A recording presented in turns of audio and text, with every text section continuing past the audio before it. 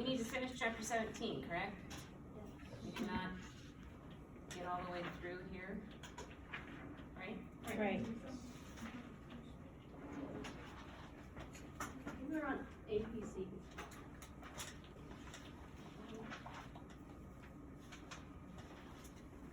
Didn't we talk about, B cells, right? And antibodies, and did we talk about our T cell side? Yeah. I'm getting confused with faces.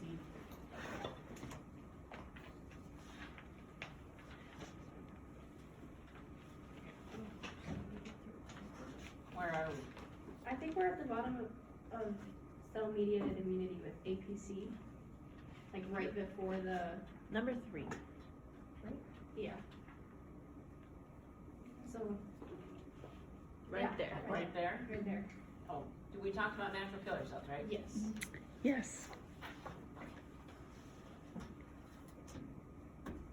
So we're gonna finish this up, we'll review the immune system and how that works, third line of defense. And then we'll go cover chapter 18, which is vaccines. And it's a pretty short chapter. And then we probably won't get chapter 20 started today, but that's okay, we've got a couple of days to get that done. Last exam is the 21st, which is a week and a half away, over 17, 18, and 20. Notice we're not doing chapter 19. I usually just run out of time for that. So after the 21st, then we'll start our presentations. We've got 2 days of presentations, unless somebody wants to do it on the 19th. You can start it there if you want to, I don't care. And then our final quiz, we moved up to the 3rd.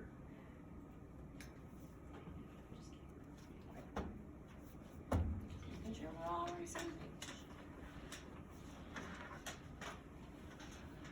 So we said that the third line of defense involves 2 sides of the specific immunity. I'll put our little chart back up again, just because I like to draw it a lot. Every other day right now.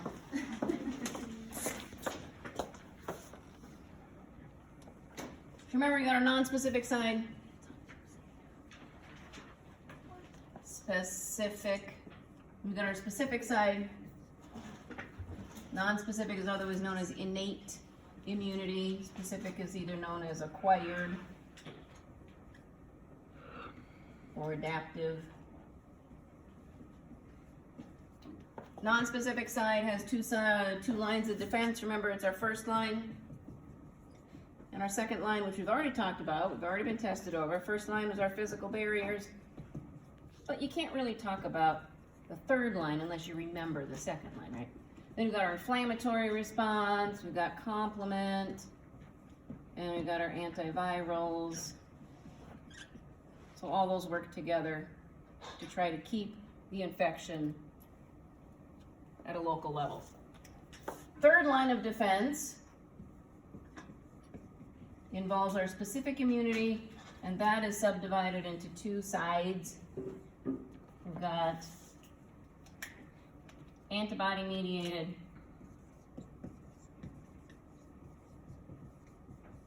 and cell mediated. Which cells are important and run the second line of defense?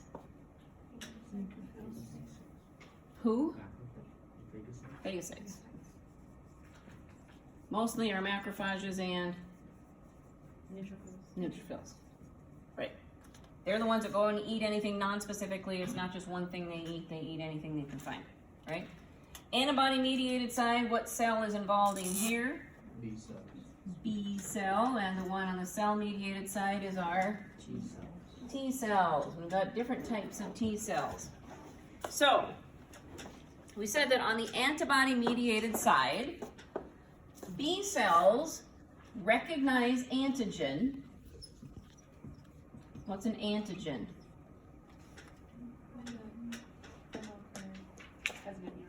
Anything that initiates an immune response, right? Bacteria, viruses, worms, anything that initiates an immune response.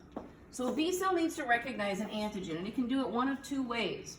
One, it can bind on its own bind the antigen directly, and 2, it can be presented antigen.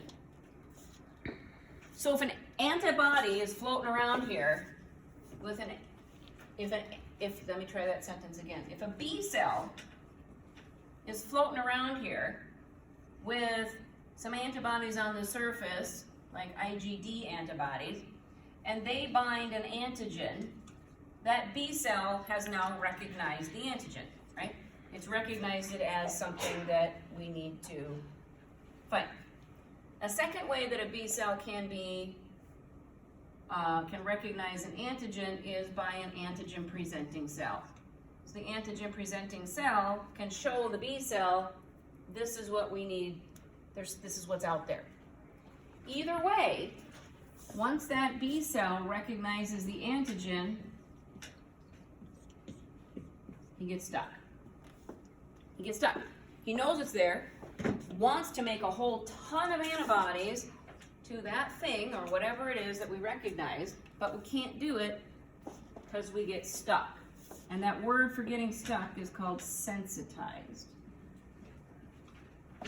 So when the B cell recognizes the antigen in one of those 2 ways, he gets sensitized. Like paralyzed, can't do anything. So then we gotta wait. So we just gotta wait. We're just gonna wait for the T cell side. So on the T cell side, we said there's different kinds of T cells. First one we talked about was the NK cell, who really lives over here, because it's our patroller, right? Wandering around the body looking for cells that are infected with a virus or cells that are becoming cancerous. When cells are becoming cancerous, their DNA gets all whacked out, messes up their protein structures, even their MHC, and the cell looks foreign now. Looks foreign to these NK cells. If a cell is infected with a virus, the cell sticks out that little white flag as a signal that says, we're going to make a bunch of viruses here, we're going to be in trouble.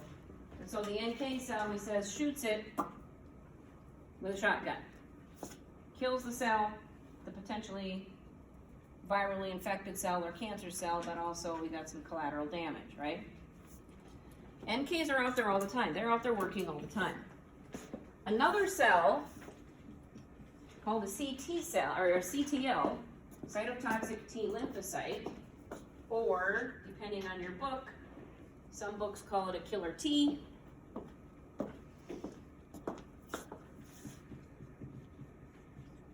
I don't care what you call it. You can call it either one. Cytotoxic T lymphocyte or a killer T cell. They too go out and kill, especially virally infected cells, but they're slow because somebody has to tell them they need orders. They need to get orders from somebody. They need to get orders. They don't know there's anything out there. They need to be told that if there's something out that we got to go deal with. Remember, these are our shotgun, and these are our sharpshooters. So they take care of the cell directly, one at a time. No collateral damage, just one cell at a time. And then we've got our helper T. And who's our helper T? He's the general. How does the helper T know that there's a battle? Who tells the helper T we have a war to fight? The APC. Correct.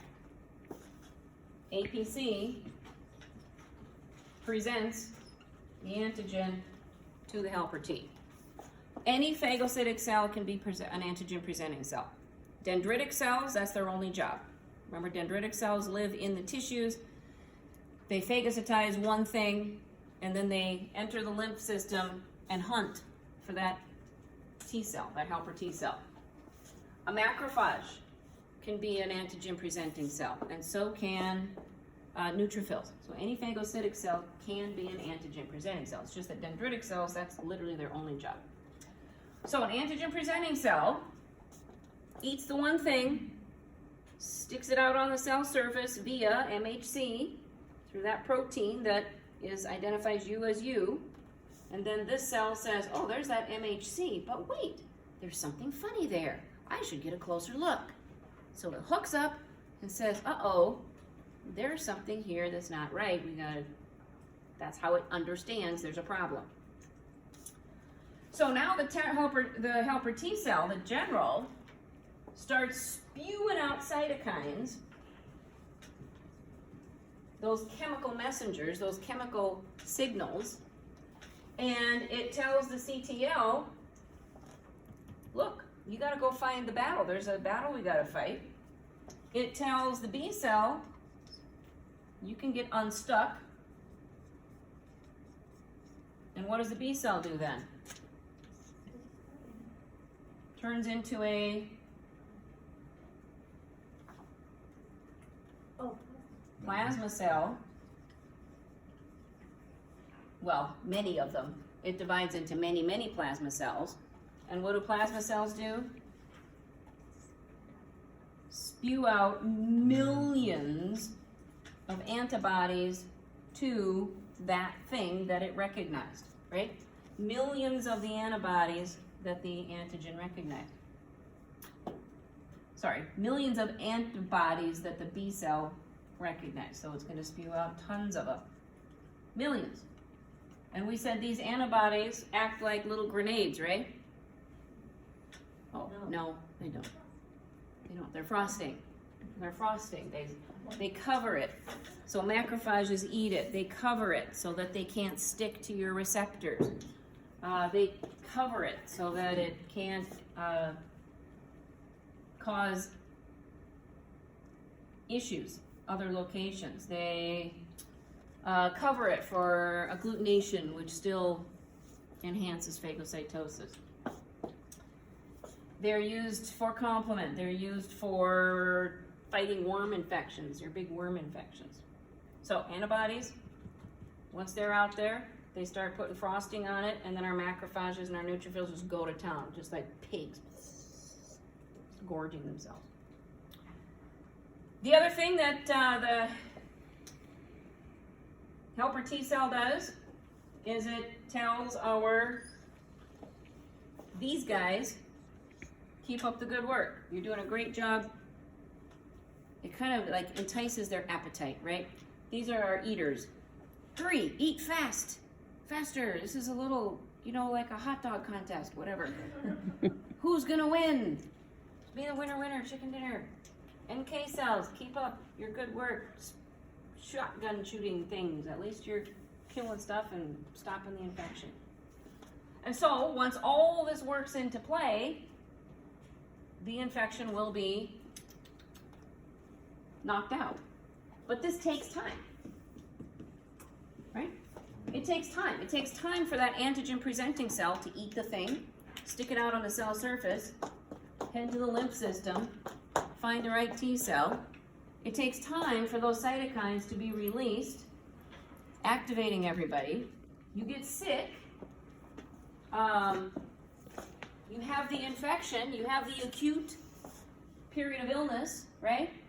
Where you're the sickest. This is your immune system amping up. And even the immune system, even these cytokines make you feel crappy, right? Even all those immune cytokines can cause fever. They can cause those aches and pains and joint pain and muscle pain and fatigue and ugh.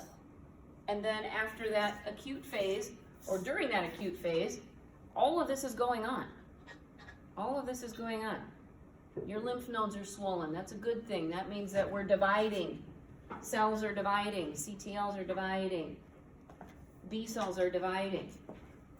That's important. That's a good thing. And then slowly, over the course of days, you get better. You start knocking that infection down. So we said that the CTL is our sharpshooter, and what it does is it literally it buddies up to the cell that's infected, connects to it, binds to it, and then releases these poisonous chemicals that kill the target cell. So antigen presenting cells, they stick a piece of the antigen. It only has to be about 10 amino acids long, doesn't have to be big. Just a short little protein, whatever, piece of antigen on the surface. And that's big enough to activate your helper T and your immune system.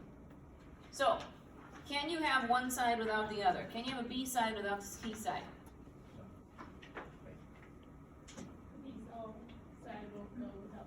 B cell side won't go without the T cell side. Can you have a T cell side without the B cell side? Well, you could. Would it be very good? No, you just have a bunch of cells out shooting. There wouldn't be any frosting, right? So you got half of an immune response. So if we look at this picture, this is a little different than what you guys in physiology saw. I don't care if you like one picture better than the other, it doesn't matter to me.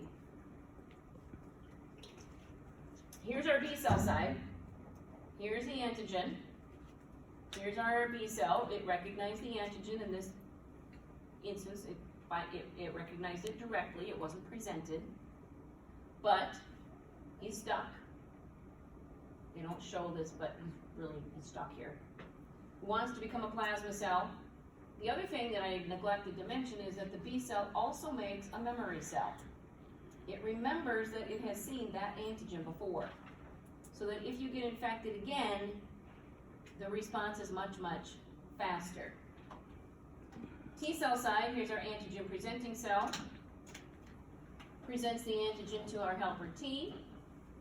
Our helper T is activated, sends out cytokines to our CTLs, our CTLs, our killer Ts. Killer Ts go out and sharpshoot our target cells. Cytokines go to your macrophages and your NKs. Keep up the good work. And the helper T cell, the activated helper T cell, literally binds to that B cell. It goes and finds the B cell that's stuck. Literally, they hook up. And that takes time too. This is not just like immediate. They don't have a GPS to find it, right? They hook up. He releases cytokines and unsticks our B cell so that he can turn into the plasma cell and make our millions of antibodies. The T cell also makes a memory cell. So we've got memory Ts and memory Bs. These guys are the ones that give you immunity. They are there in case you get infected again. Then we don't have to do the whole presentation, getting stuck, waiting for the cytokines to tell him to get unstuck.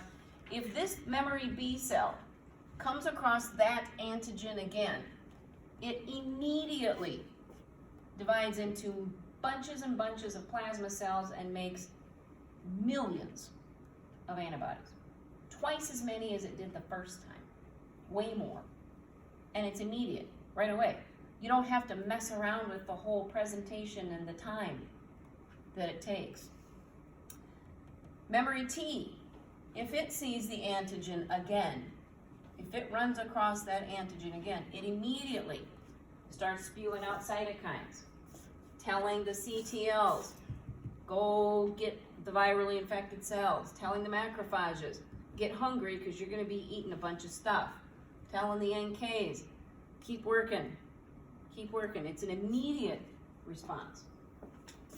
Yes? So if a virus mutates, does the memory cell still say, like, hey, I still know you? Not necessarily. Okay. Hence COVID. Okay. So every time we get a new variant, the concern is, do our immune cells recognize this new variant, or is it going to start all over with a whole new round of complete naive people, meaning we've never seen it before, and we have big, huge waves and deaths again. Is this why the flu vaccine, like every year? No, the flu is different. With the flu vaccine, I mean, all viruses mutate, and that's what makes them hard to develop lifelong immunity for. But with the flu virus, every year you get a different flu vaccine. And it's based on the flu that is spreading around the world in the season alternate of yours. So what we do in the winter, when we have the flu, when we get done with our flu season, which should be ending now, it wasn't a bad one this year because we're still kind of careful, I guess. People in South America, because that's going to be, they're in their summer right now they're going to come to winter, they're going to look at what was prevalent the year before there and what was prevalent here. And then what they're going to do is develop a flu shot for what was spreading around the world in our winter. Now, come next fall, we're going to do the same thing. Hey, what was prevalent at the end of last season? What's prevalent in the world in the winter in the southern hemisphere? Those are the ones we're going to guess are going to be prevalent this year. Sometimes we are not good guessers. Sometimes we're terrible guessers. And a lot of times the flu vaccine is, 30 to 40% effective. Flu vaccine is never 100% effective. It does not prevent infection. What it does is it helps prevent severe illness. But if you pick a virus, I think they usually have like 3 viruses in the flu vaccine, and if it's a 4th one that's running around, well, you guessed wrong, and sucks, but that's what's going to be going around. Or that will be, and then you'll get it next time. We'll put it in the vaccine next time. So that's a little bit different.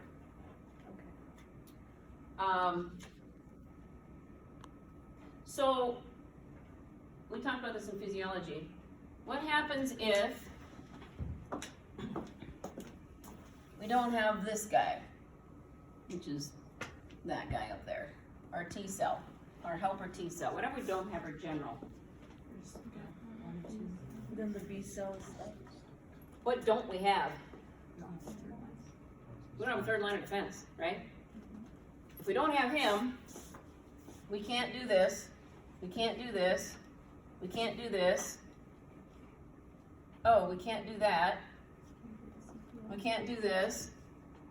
And so we just have our macrophages and our NK cells out eating and shooting and trying to fight the battle. And it doesn't go very well. What disease is it? HIV.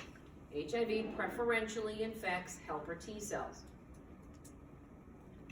How smart is that, right? I mean, really, go after the general. Perfect. Bad thing is, after several years, number one, it's got a long, quiet incubation latency phase, so it can be spreading this around to other people, which is good for the virus, right? If you're a virus. But unfortunately, untreated, if this is untreated, what's going to happen to the host? They ultimately die, right? So that's a dumb thing to do. You don't want to be a virus that kills your host, because then you die too. But I mean, how smart is that? Just knock out the immune system and you're good to go. So what happens here is that T cells, HIV preferentially affects T cells. It becomes a prophage. Remember, it gets into the DNA of your helper Ts, and then slowly gets transcribed and translated, buds off, gets spread slowly, but the viral number's never really that high until later on in the infection, and it slowly leaves your T cells until ultimately the T cell then has died. So it slowly kills your T cells off for the course of about 10 years, 5 to 10 years incubation. And then when your T cell count gets to be so low, you don't have enough generals to run a battle. And that's when people start succumbing to opportunistic infections that get you while your defenses are down. And people die of simple diseases that they normally should be able to fight if their immune system was working. Or they're more, susceptible to other infections, more dangerous ones. So immune memory. IgMs, we told you about IgMs, those are your snowflakes. Those are the big ones that are 5 hooked together. IgM antibodies are the antibodies that are produced in your primary response. So when you first get sick, these antibodies that are made in the original introduction to the infection are IgMs. And look, you make a bunch of them. I mean, I don't know how much that is, but you make a bunch. If you get exposed again, well, then later you make some IgGs. So you start with IgMs, then you make the IgGs. Those are the monomers, the single ones that can float about. Let's say down the road you get exposed again. The IgMs, yeah, you make some more IgMs, but look at how many IgGs you make. Twice as many. So it's not that when you have immune memory, if you get a vaccine, which we'll talk about in the next chapter, or you get chickenpox and you're immune for life, it doesn't mean that you wouldn't be exposed to it again. It's not like you have a bubble around you and then you can't get exposed. You can get exposed again, it's just that you don't get sick, because the response is so much faster and more aggressive with twice as many antibodies out there to frost things and tons of cytokines being produced. You never know you're sick. You never know you're sick. Well, you don't get sick because you fight it before it even shows up. So vaccinations. Vaccinations are introduced or killed or weakened antigens. And the reason we get vaccinations is to make the T cells the B cells. The whole point of a vaccine is to induce this, is to get your memory cells so that you can fight it if you get infected. It's like setting up a secondary exposure. It's like getting you ready for a secondary exposure. It's like giving you the primary exposure without giving you the disease. So that if you get it again, or exposed to it again, zoom, hopefully, you don't have to get sick. But not all vaccines work the same. Some vaccines prevent infection. They help, not necessarily prevent infection, but you could get infected, but you never know it. Some vaccines, if you get infected again, it's just a matter of the fact that you don't get sick, or you don't get as sick. That's sort of the key. So,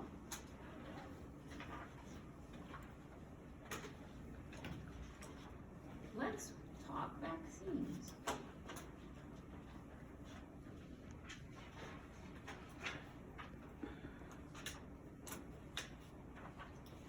The word vaccine, V-A-C-C-A, comes from the word cow. It means cow. And the very first vaccine was developed in the late 1700s, 1796, against smallpox. So backstory of smallpox. Smallpox is a serious disease, killed lots of people in the Middle Ages and such, and it was like a 10 times worse chickenpox. It caused big, like boils, like sores on the skin, very, very contagious, left people permanently scarred, many were blinded, and it also killed lots of people. So it was suggested that back in the Middle Ages, 1700s, 95% of those who survived childhood had smallpox. It's kind of like the old chickenpox, right?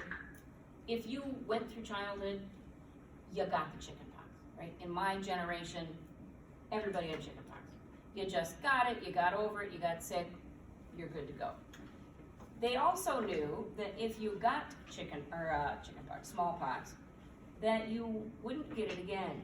They did figure that out. Young women learned that if they got smallpox and they scratched the pox that were on their legs or their torso, then the pox would localize there and stay away from their face and their chest, leaving them less scarred, for the skin that people could see. They also realized that, one of the other things is they knew that if you got smallpox once, you wouldn't get it again.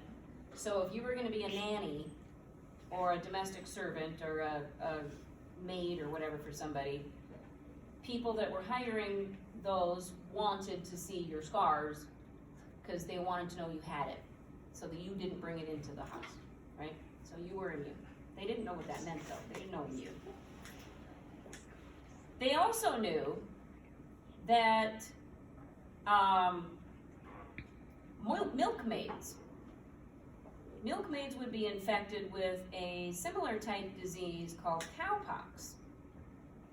And this was learned kind of later on, the connection was made later on, that if you were a milkmaid and you got cowpox, that left you free from getting smallpox.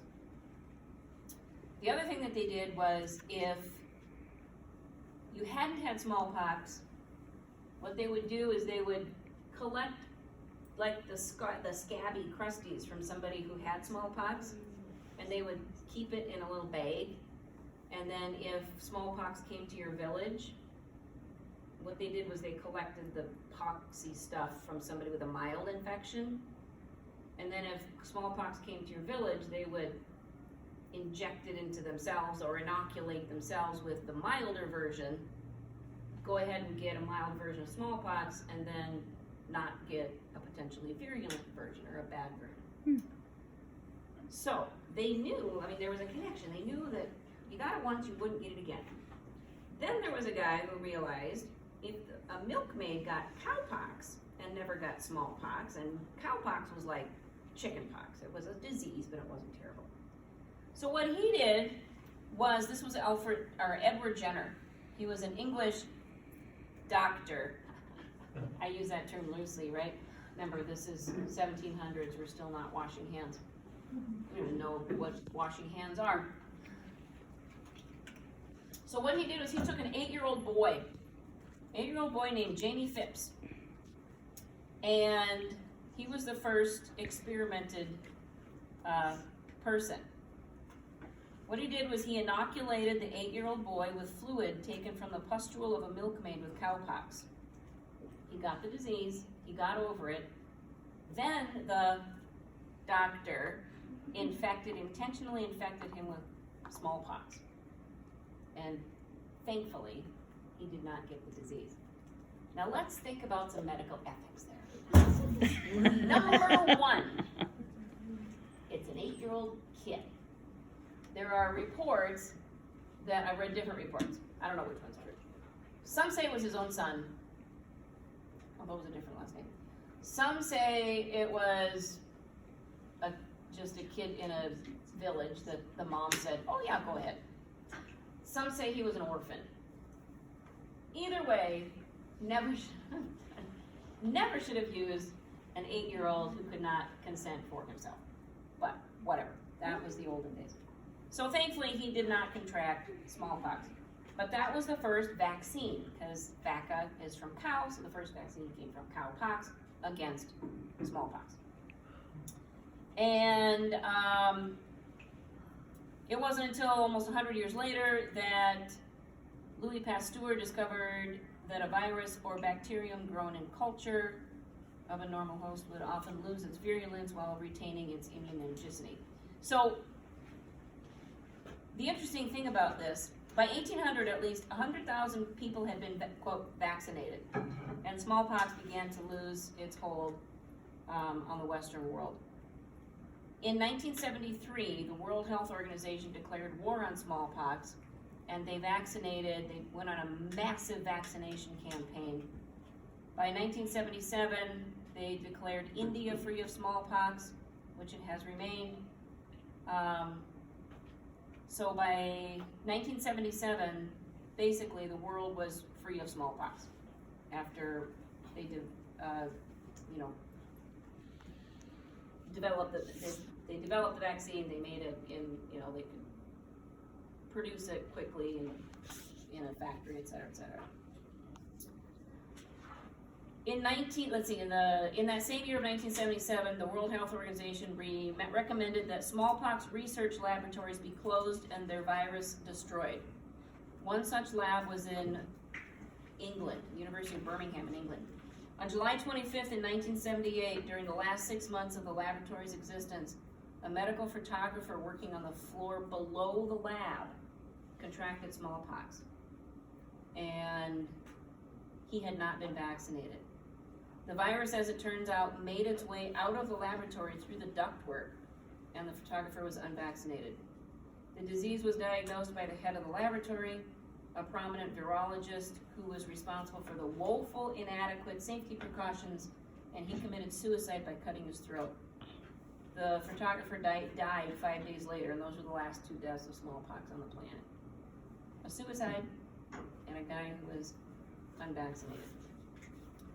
So I think there's 2 labs in the world that still have smallpox. I think that in Atlanta, the CDC, and someplace in Europe. Otherwise, it's gone. We don't have smallpox anymore.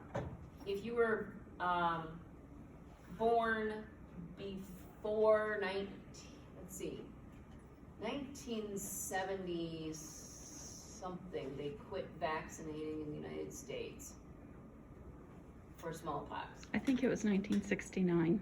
69? Yeah, because I got it and my brother didn't, and he Okay. was born in 69.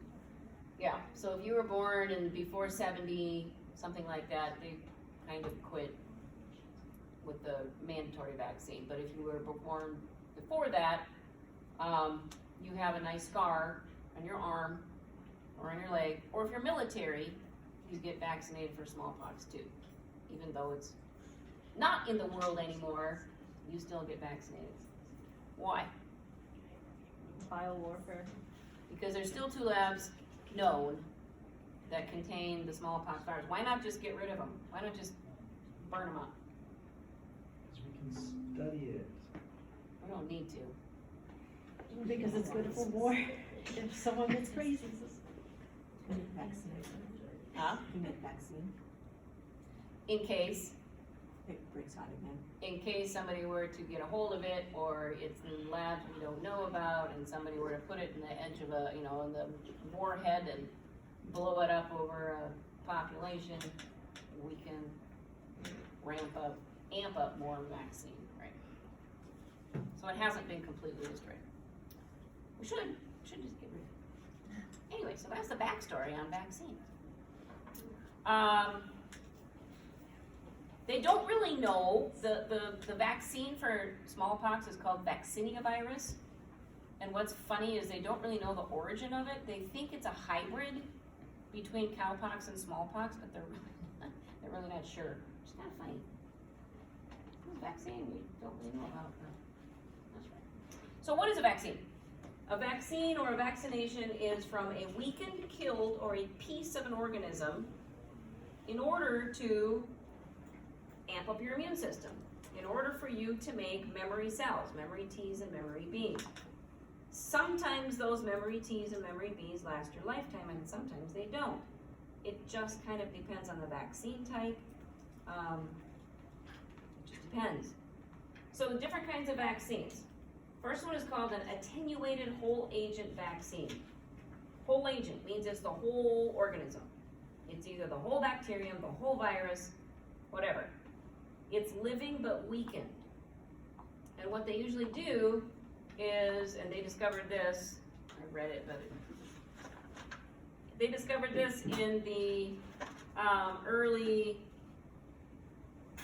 1900s, I believe, that if you grow microbes over in culture for a long period of time, whether it's a virus or a bacterium, they tend to mutate and become less virulent. So the more they mutate, the less virulent they become. Which, if you've heard about this with COVID, one of the things that they say, I think there's 2 things you can be worried about. The virus is going to mutate so that your vaccines and your previous immunity doesn't matter anymore. That's one concern. The other thing was that, and this commonly happens, the more the vaccines, or the more the virus spreads, the more it replicates in more people, typically, the less virulent it becomes. That's not a promise, but that's typical. So when you grow these over long periods of time, they become weakened.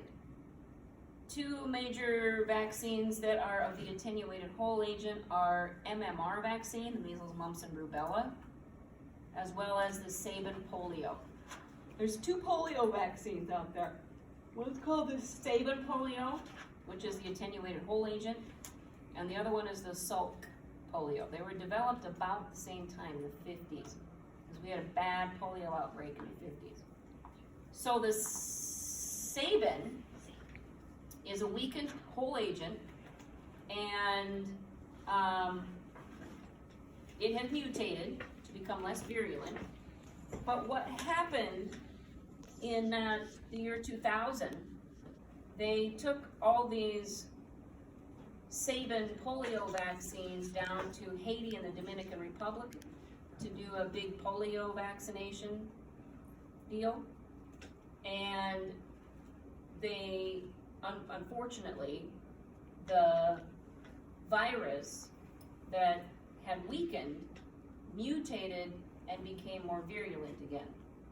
So what they did was they gave people polio as opposed to giving them the weakened agent. Oops. Yeah, that's bad. So that can happen with these. It is extremely rare, and there have to be guidelines and things you have to follow to make sure that that doesn't happen. But in that case, it did. It mutated back to its virulent form, and then they just injected people with polio. Is there a way to test to make sure? I don't know. I don't know if they take lots of it and test it in animals. I mean, there should be something that you do ahead of time before the vaccine. And maybe that didn't get done. I don't know the whole backstory on that, but it did happen. Has it become another issue for the No, world not that I know population? of. I haven't heard anything since then. Obviously, there's probably been more guidelines to follow so that that doesn't happen again. Sounds a bad deal. Another type of vaccine is called an inactivated whole agent. This is, again, the whole organism, whether it's the whole bacterium or the whole virus, but this time it's dead. It's been killed. And it usually is killed by formalin or phenol. Formalin is like formaldehyde kind of deal.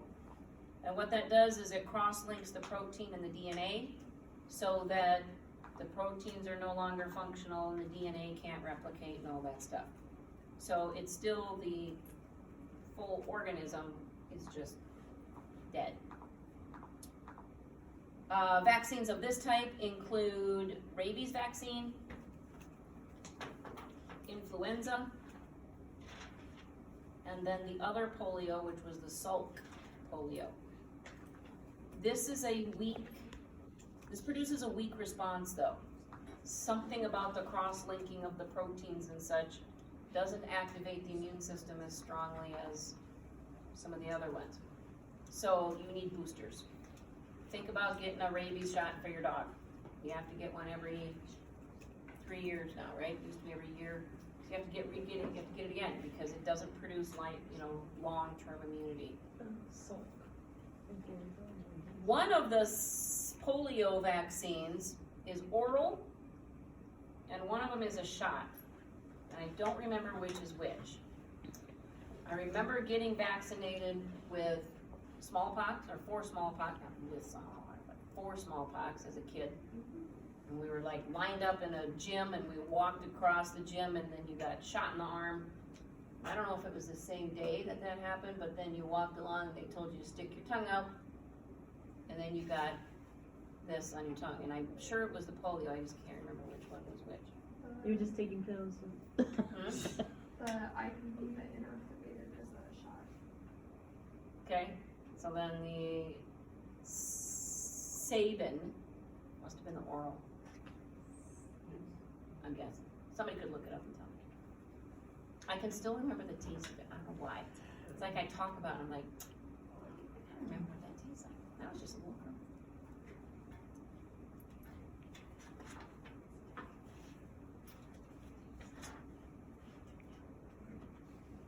Another type of vaccine is a toxoid, and this is an inactivated toxin. Remember, organisms can produce toxins like AB toxins, super antigens. You can actually take those, inactivate them, and use that as a vaccine. The tetanus shot and diphtheria are both toxoids. They're both toxoid vaccines. The most probably effective vaccine is a subunit vaccine. This is where they take antigenic fragments of the organism that they have discovered best stimulates the immune response. So it could be a spike protein like COVID. It could be a viral coat, something in the viral coat, something on the surface, some antigen on the surface of a bacterium. And so they use the piece that is antigenic, the piece that your immune system recognizes the best. And these are probably the most effective because it's the best piece that activates the immune system. The thing is, it's probably very expensive to make because and time consuming because you gotta figure out which piece is gonna be the best, right? It's not just like taking the whole organism and, killing it or weakening it and then using that. So that would be a much faster type vaccine. But it is probably the best for immunogenicity.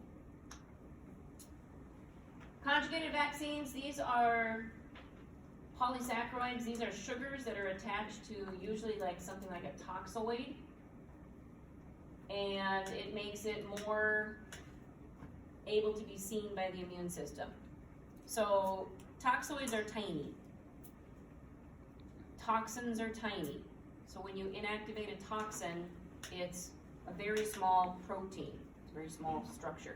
Sometimes the immune system doesn't see it well because it's so tiny. But if you stick a stringy, so if this is my toxoid, if this is a toxin, and the immune system recognizes that as foreign and it builds antibodies to it, et cetera, then it's not really attacking the organism itself, it's attacking the toxin from the organism, right? Sometimes these are so small that we have to connect something to it that makes it kind of long and stringy or bigger so the immune system sees it better. And one of the things that they attach are polysaccharides, chains of sugars.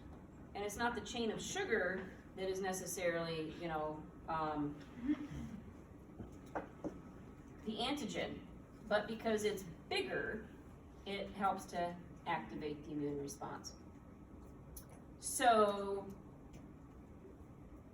is this polysaccharides attached to proteins such as potato? So T-independent activation, and that should say T-independent activation, not antigen. Remember B cells have to be told what to do, right? They recognize the antigen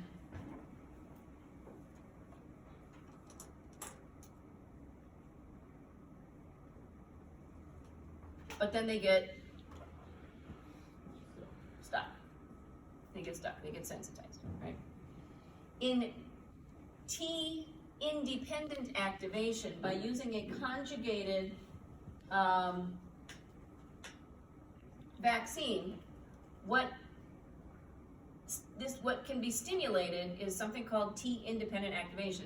So if you've got a long stringy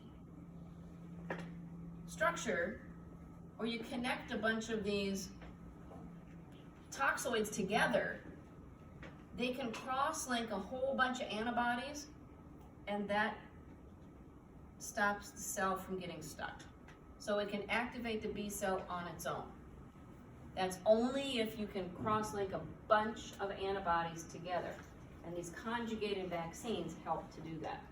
They'll activate your T cells as well, but they also can activate the B cell directly, and the B cell doesn't have to wait to get told what to do.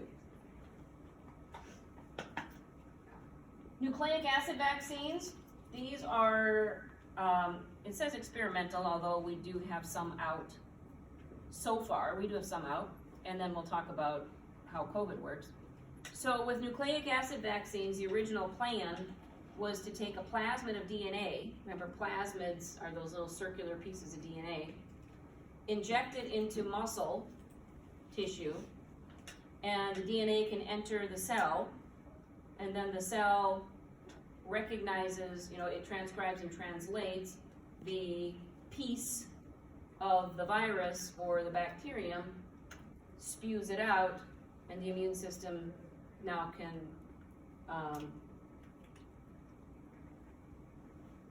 build a response.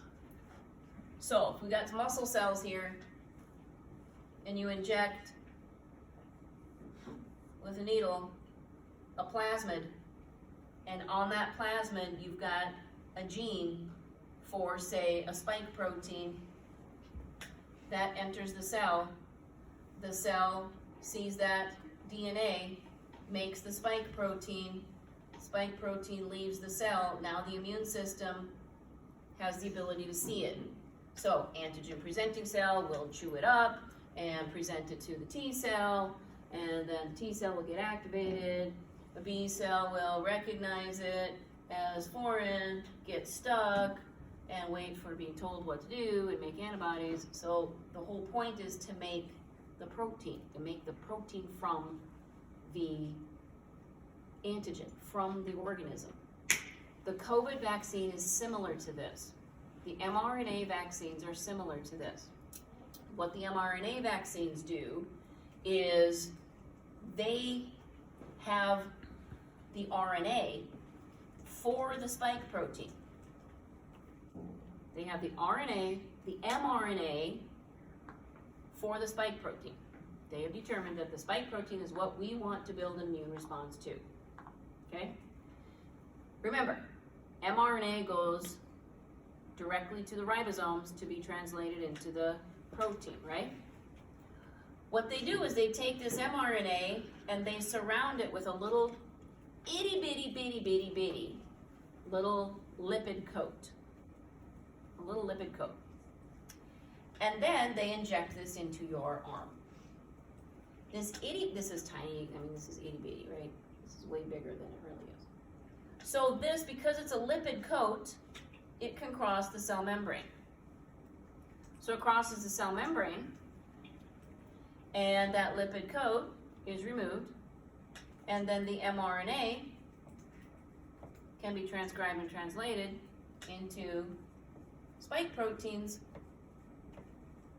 which are released out of the cell, and now the immune system sees those as foreign, and you build an immune response.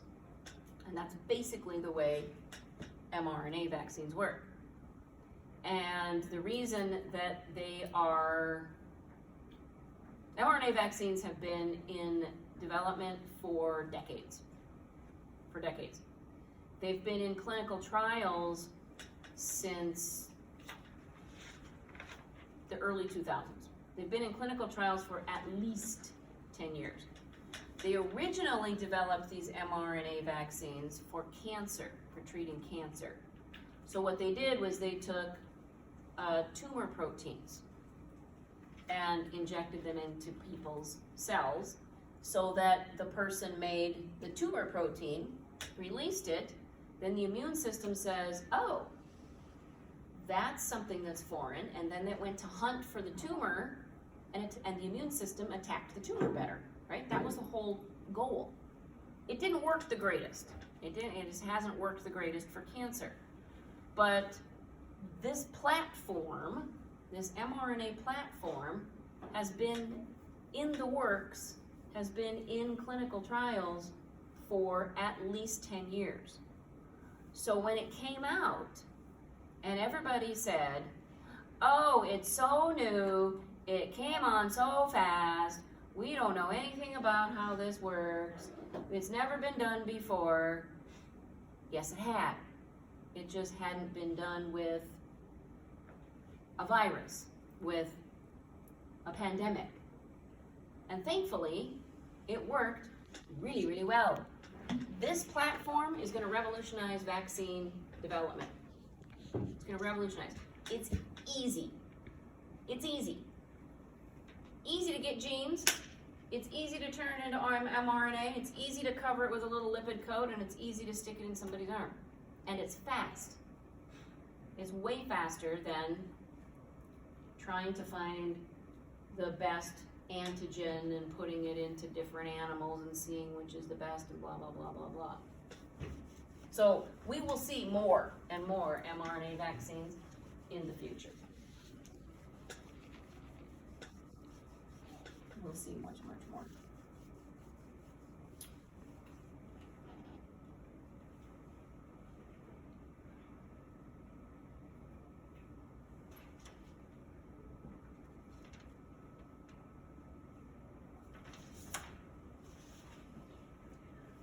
Going back to smallpox, just for fun. Just for fun. Smallpox had a 30% fatality rate. 30%.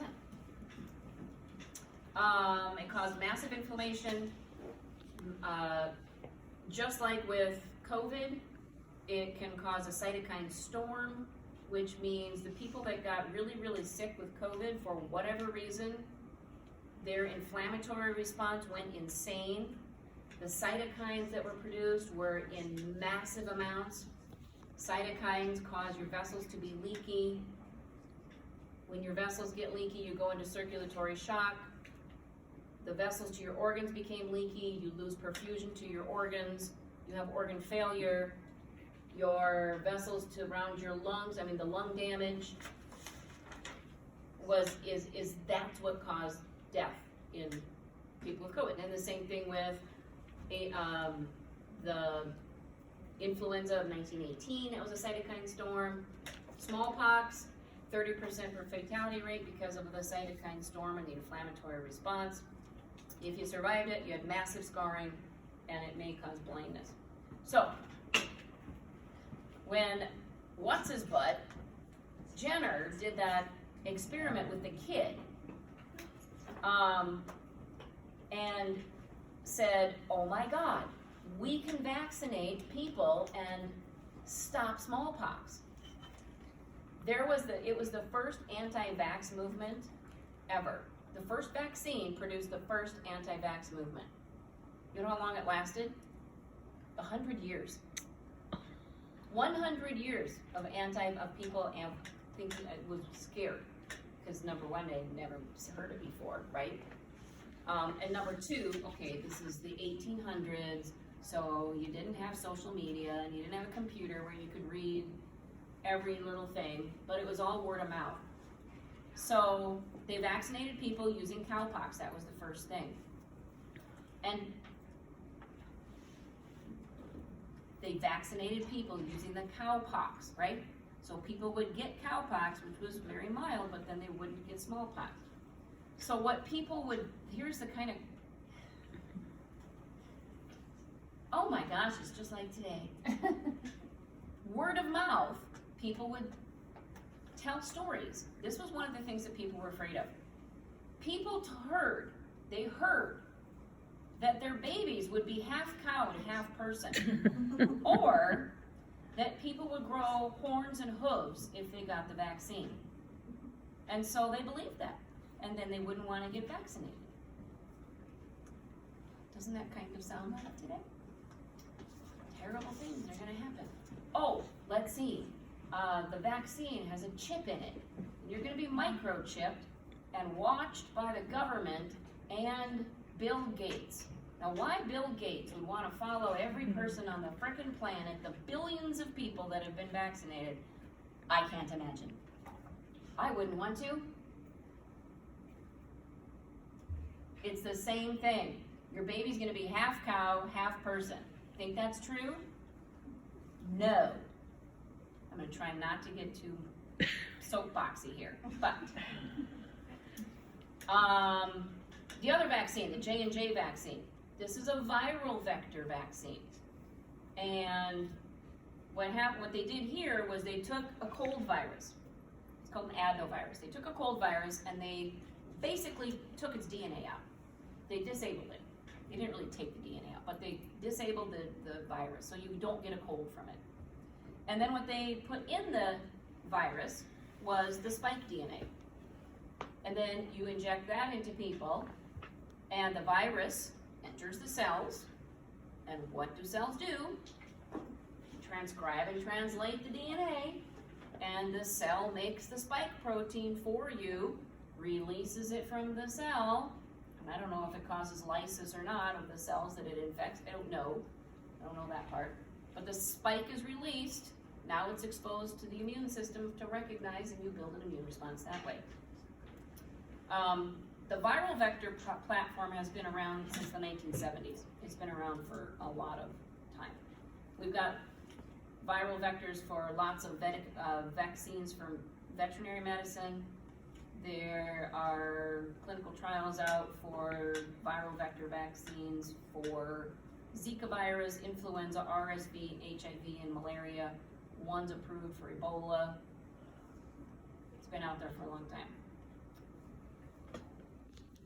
It's a good platform. Works well. COVID vaccines. And mRNA plasmids. Know a little bit more about that. And some vaccines work better than others. They just do. We've learned now that the J&J wasn't quite as good for COVID as the mRNAs. I got the Johnson & Johnson, but then I went back and got boosted with the mRNA. And I got vaccinated for cowpox or smallpox, and I didn't grow more or hooves. And my son is not half cow. Yet.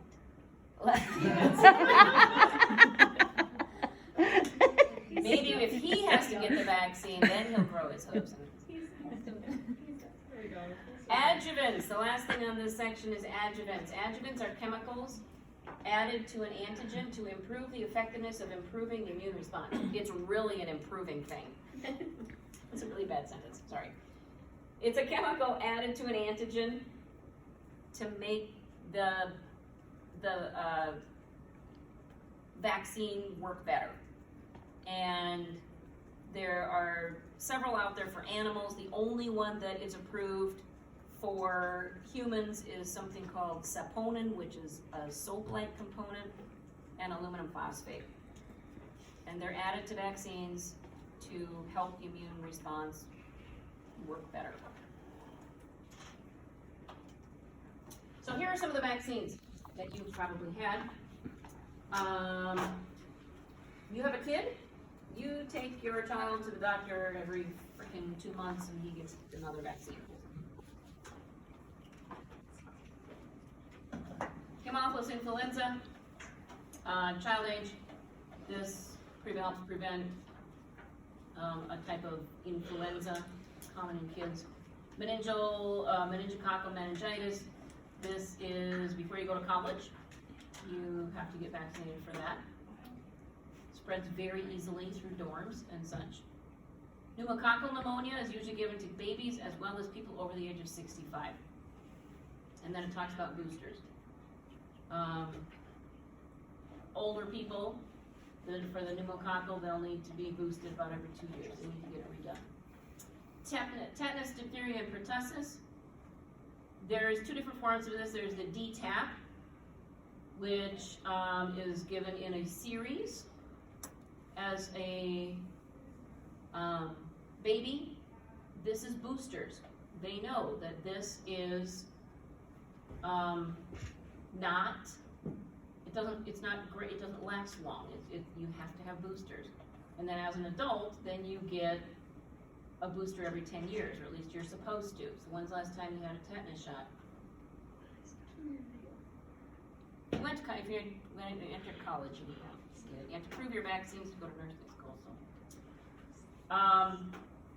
it's a little bit different to get the booster shot, but it includes diphtheria and pertussis. Pertussis is whooping cough, so it's a combo vaccine. Chickenpox vaccine is an attenuated whole agent virus, now given to babies in their first year of life. I always like, this is always interesting though. Duration of immunity, not known. We're not sure how long it's gonna last, but we're gonna at least get you through, elementary school when it's very common.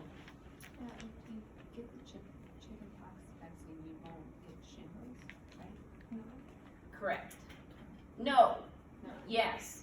Because you need the shingles vaccine. There's 2 shingles vaccinations for people 15 and older. Yes. Oh. But if you've been vaccinated for chickenpox and you don't get chickenpox, you will not get shingles.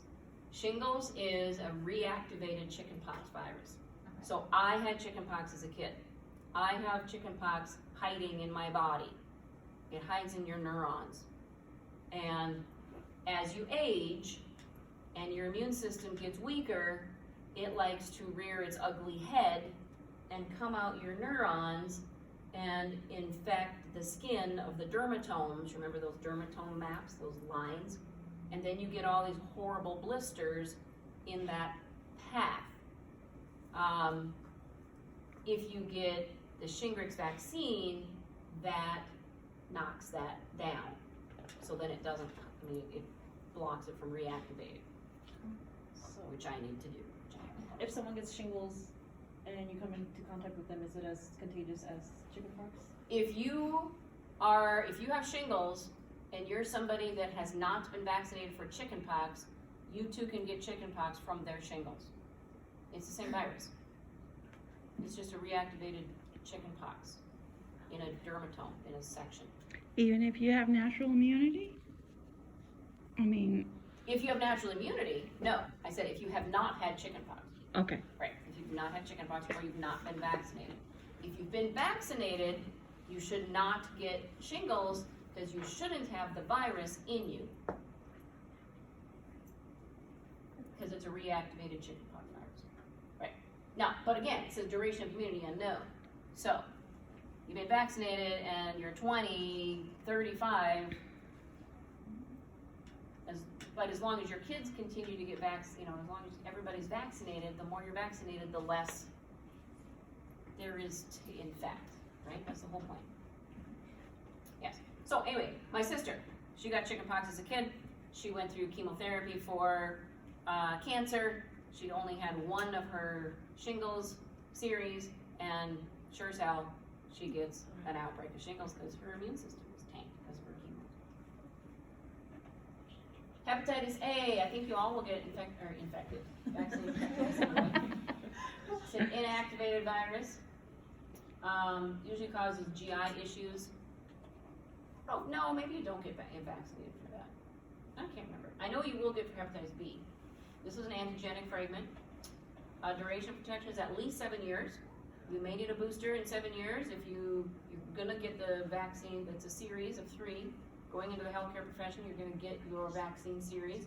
And then in 7 years, you're gonna test you to see if your immunity is still at a high enough level. So is that where they draw titers? Mm-hmm. No, they're not looking for memory cells, they're looking for levels of antibodies. Antibodies go up, but then they start to drop. So if your antibodies drop below a certain level, they're gonna say, oh, we're gonna boost you a little bit and get them back up there. Herpes zoster, this is the shingles. The disease is shingles. It's caused by, it's not a herpes. It is not a herpes virus at all. It's reactivated chickenpox, which is, I want to say that's vaccine virus, but I don't think that's right. Attenuated agent, over 60, it's actually over 50. Booster, none recommended, although it is a series, isn't it? Is it 2, So or is it just 1? the zoster vaccine is the old version, and then they came out with the Shingrix, Yep. which is like 5 years ago, which is 2. Which is 2, right. HPV, this is antigenic fragments of the viruses, because there's different viruses involved, there's 9 different, must be little antigenic fragments. Recommended boys and girls age 11 to 12 before you've had sex. Duration of year is at least 5 years. Now you can have HPV vaccine all the way up to age 45 in women. Used to be only up to 26, but now it's all the way up to 40. Influenza, we kind of talked about that. The inactivated virus is the nasal one, and the